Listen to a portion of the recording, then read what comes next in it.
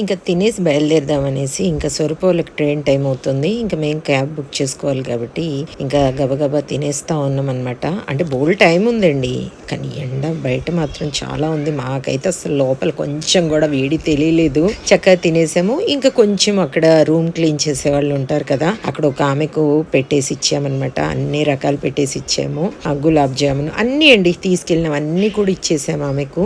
చక్కగా ఆవిడ కూడా మంచిగా సంతోషంగా హ్యాపీగా ఫీల్ అయిందనమాట. ఇంకా కొంచెం కొంచెం మిగిలితే స్వరూప ముగ్గురికి 3 బాక్సులలో, నేను తీసుకెళ్లిన బాక్సులు ఏం లేవు కదా, ఇంకా స్వరూప తీసుకొచ్చిన బాక్స్ లోనే నాకు కూడా కొంచెం పెట్టి పంపించింది అనమాట. ఇంక ఇంటికి వచ్చాక కూడా తిన్నాము. ఇంకా చక్కగా తినేసి కాసేపు అలా నడుము వాల్చుకున్నాం అనమాట. మేమందరం కింద పడుకున్నాము. ఇక్కడ హాల్లోనే పడుకుంటున్నాం కదా మేము, పిల్లలు మాత్రం బెడ్ పైన పడుకుంటా ఉన్నారనమాట.